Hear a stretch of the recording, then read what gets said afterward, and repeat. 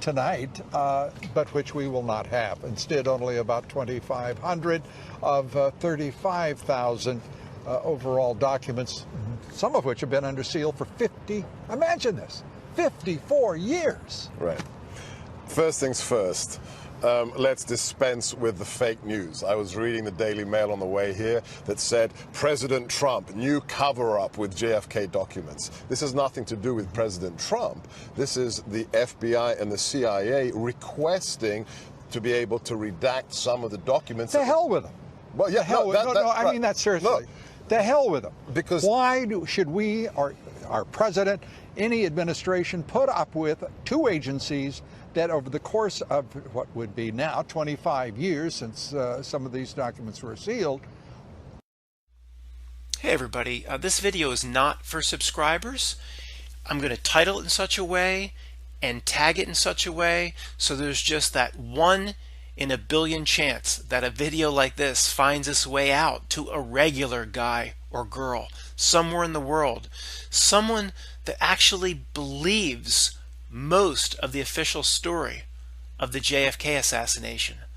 Someone that's stupid enough to sit down and turn on Anderson Cooper and believe what they're seeing is real. Now, Google and YouTube, they keep me in a very, very tight pen here, basically solitary confinement.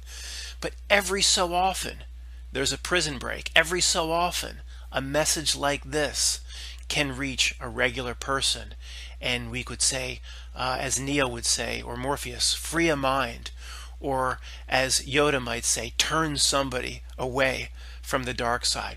So let's use the ridiculous story coming out now about the release of JFK secret documents and the outrage that Trump is not forcing certain agencies to release other classified information or redacted documents. And as you saw Lou Dobbs coming in, Lou Dobbs and other media anchors are just outraged that it's been 55 years and we still don't have all the information about JFK. And see, Lou Dobbs, Bill O'Reilly, Megyn Kelly, Rachel Maddow, whatever, they are agents of the system. They're not there to present news, north, east, west, south. They are agents of the system. Whatever the system once presented in terms of the narrative on, say, what's happening now with this JFK release of documents, or the documents that they're holding back, of course the documents that would just tell us everything we need to know but are being held back.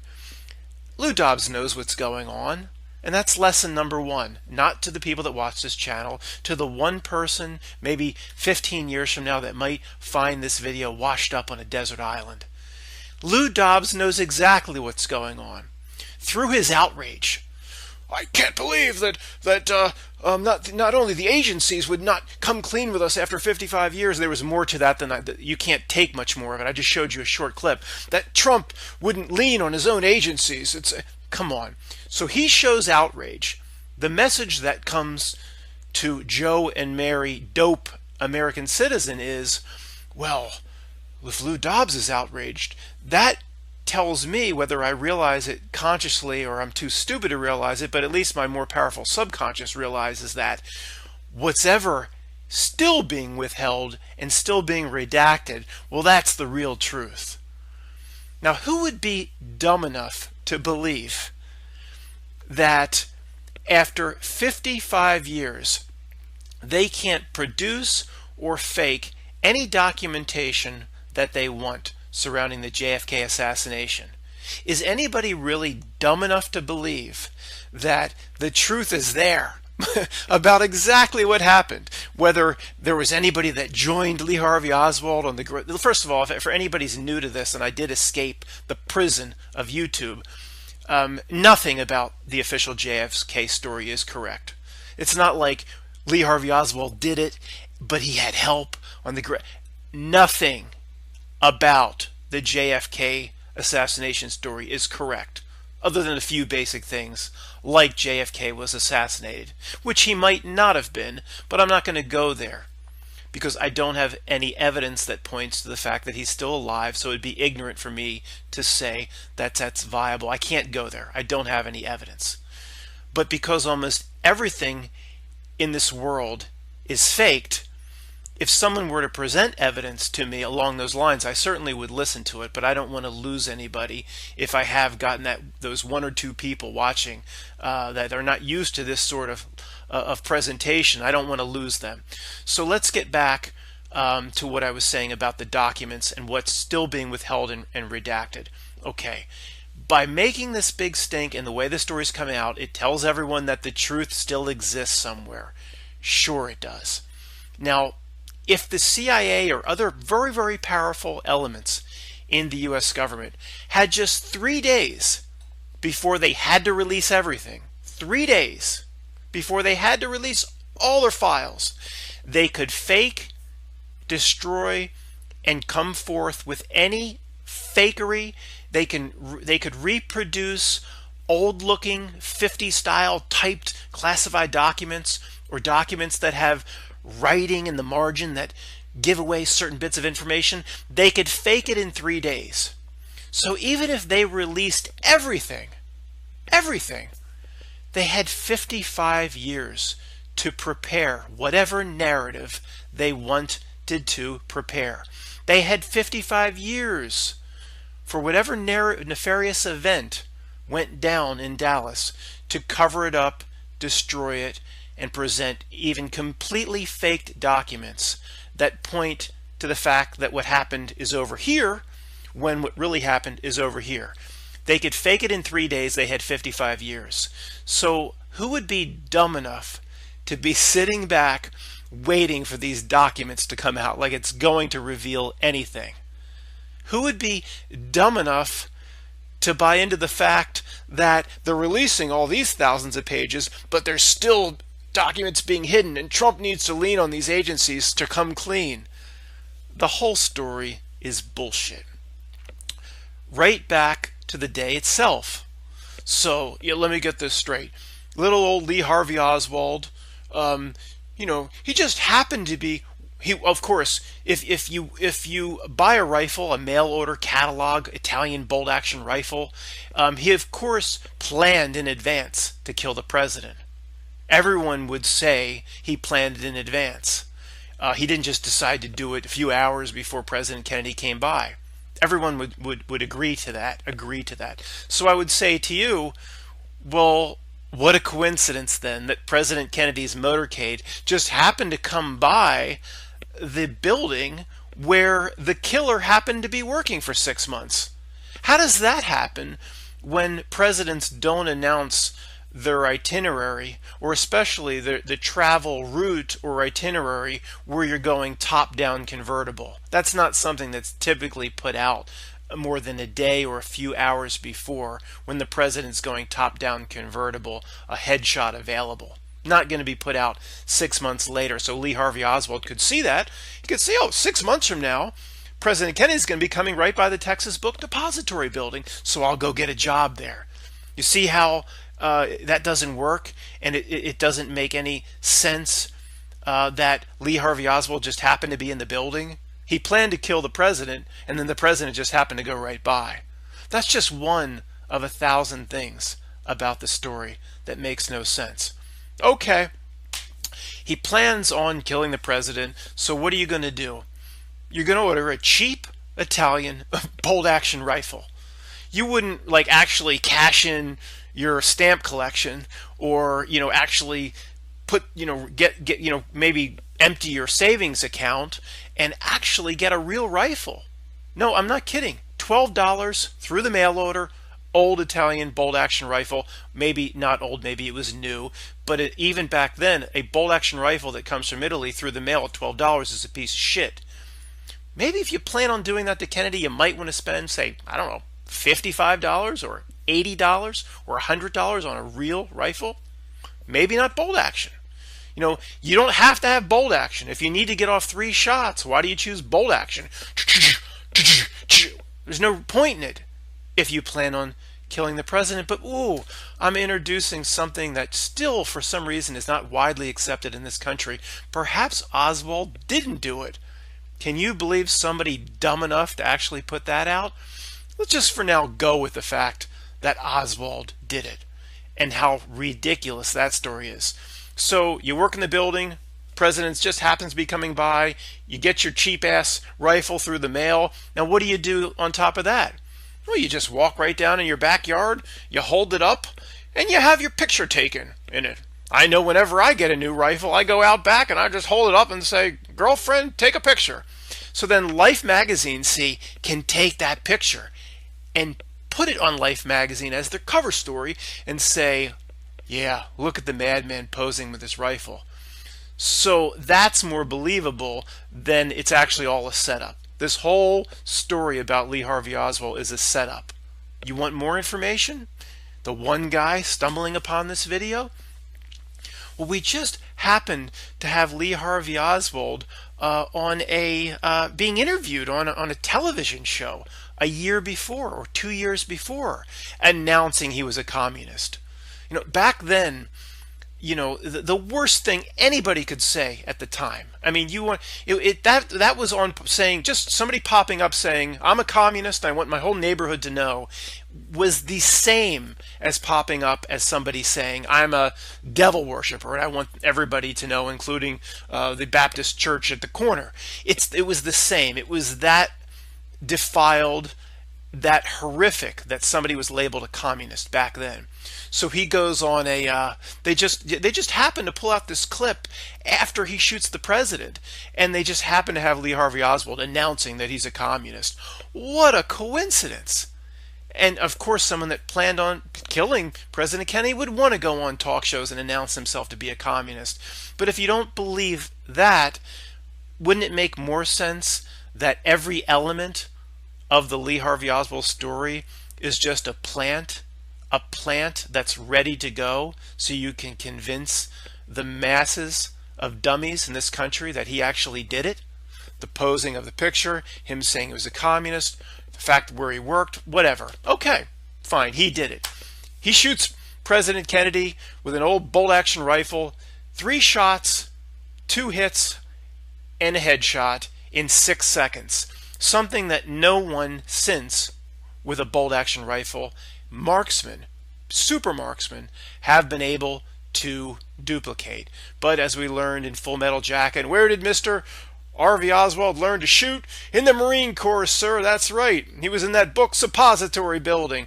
Well, fine, he was a Marine, and he wasn't a sniper in the Marines. He had basic training, was labeled a marksman, but that does not mean he's SWAT material.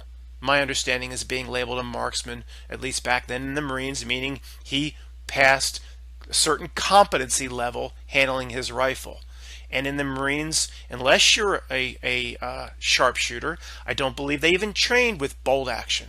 They're not going to use bolt action in Vietnam. They're going to use an M14. I digress. So, Lee Harvey Oswald did it. What does he do? Supposedly he comes down and grabs a Coke in the building. That's what anybody would do after they shoot the president. Grab a Coke. Then he quietly exits the building, makes his way off to his home, shoots Officer Tippit. Oh, sure, just shoots an officer. Makes sense. That goes... See, do you believe he just shot an officer for no reason? Or do you believe that's all part of the story to make Harvey Oswald out to be a very bad man?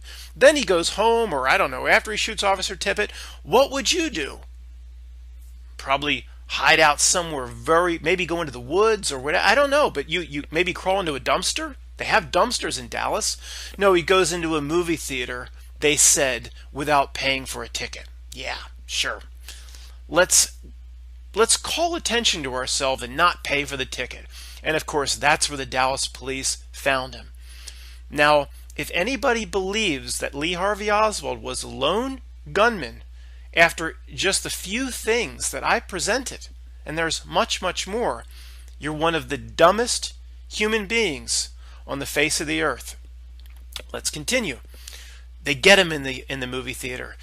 They supposedly arrest him, of course, bring him into the station.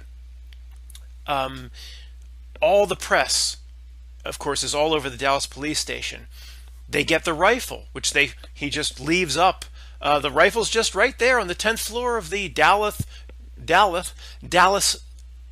book depository. I want to say suppository building, book depository building. So the police get the rifle instead of treating it carefully, wrapping it so all fingerprints are protected, putting it in a glass argon case.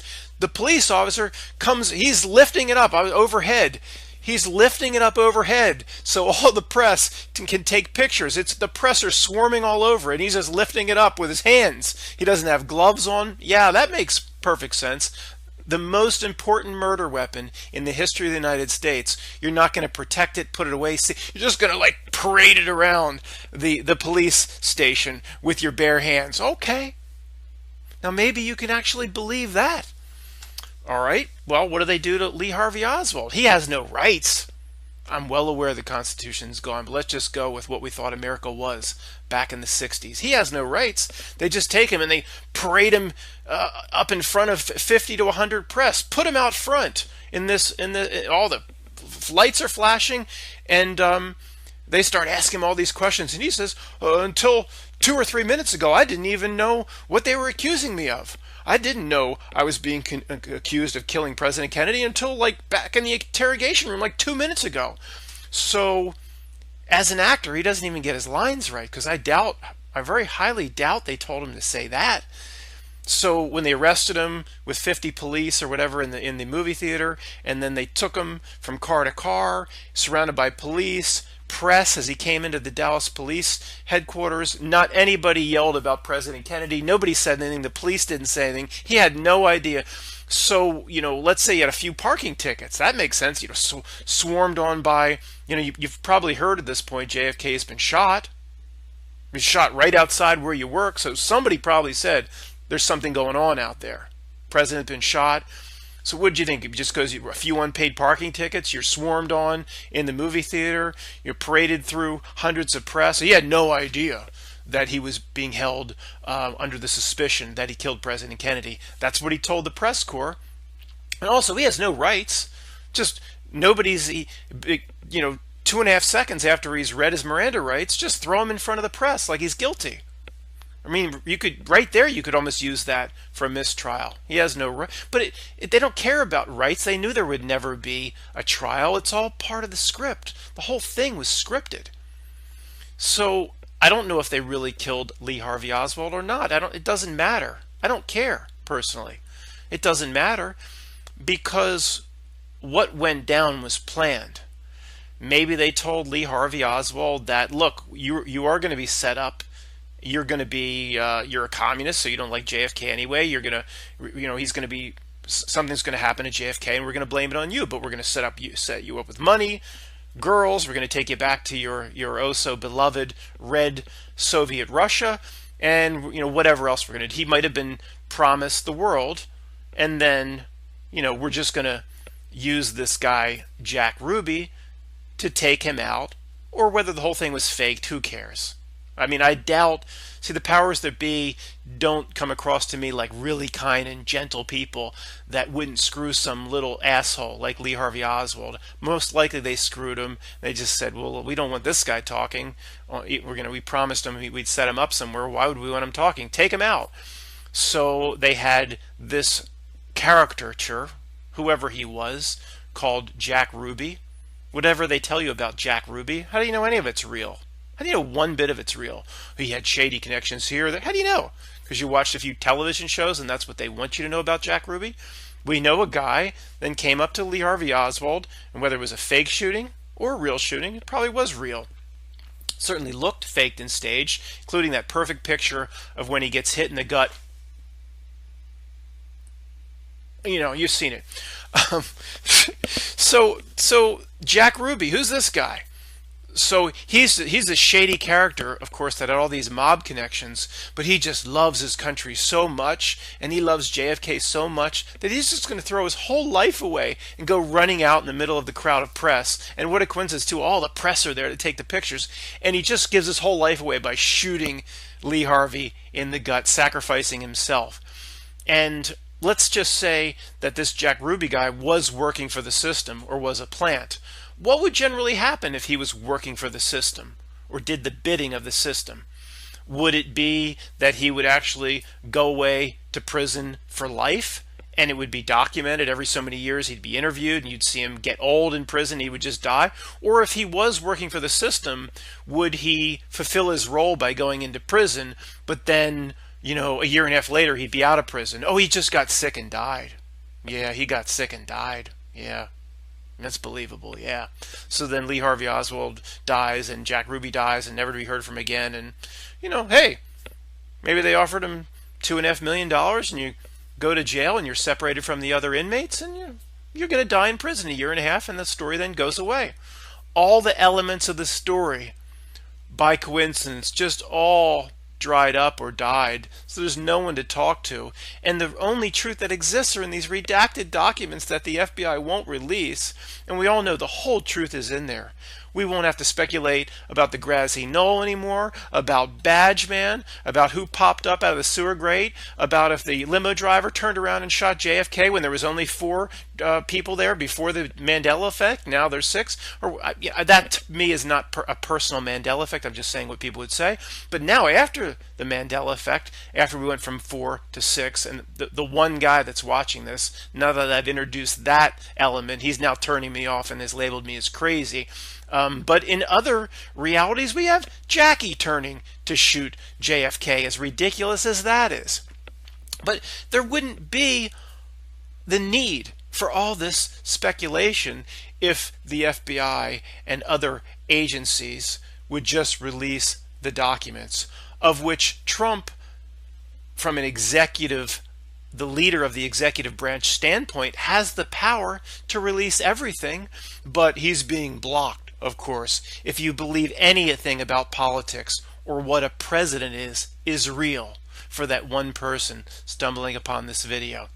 So look, I could go on and on and on. I'm just going to go one more segment for maybe the one guy that's still with me in this video, and even he's not watching anymore. There's like, at this point, there's one guy that just like is late at night and he just fell back in his chair, so I'm talking to nobody. But what do we have after Lee Harvey Oswald shot? We have an ambulance, just happens to be right there. He's put into an ambulance maybe, I don't know, 8 seconds, 15 seconds after he shot. It's something ridiculous like that. They just throw him in the back of an ambulance. Just happens to be there. Wow. And then what happens? There's a bird's eye view, a camera, very expensive video camera. It's black and white, but it's high quality. HD for the time. You see the ambulance come out of the tunnel, I guess the underground parking lot of the Dallas Police Headquarters where he was shot. Lee Harvey comes out with the ambulance. The ambulance comes out and turns right up the road, and off it goes. And that one dumb guy still watching this, he just woke up. He's saying, well, what's wrong with that? What's wrong with that? Well, what's the camera doing outside? How was it that a camera just happens to be focused on the ambulance coming out and turning up? If you had a nice expensive video camera, you knew the accused of who shot the president of the United States, kind of a big deal, would be inside. And you'd want to take your expensive camera and go inside and get a glimpse of Lee Harvey Oswald. You'd want it outside, set up high on a tripod, or at least elevated above the first floor, so you could get a perfect image of that ambulance coming out. How did you know there would be an event at all inside? You just wanted an image of a car with dark windows coming out, and you could say that's Lee Harvey Oswald, right? That's how people would explain it away. Well, maybe if you could explain that away, I would say, how will you explain everything else I've said in this video away, including the magic bullet that went through President Kennedy, went through his neck, went through his head, went into Governor Connolly, came out this side of Governor Connolly, ripped through his stomach like the alien baby, went up through his you-know-what, right through the urethra, out his mouth, and then this part of the story is real. They actually found the casing of the bullet next to next to President Kennedy's bed or stretcher in the Parkland Memorial Hospital. I don't know if it was called Parkland, but they actually found the shell casing in a ridiculous scenario like that. Folks, if you believe one element of the JFK story other than the fact that JFK was killed, I will give you that. If you believe one other element, you're one of the dumbest people on the face of the earth.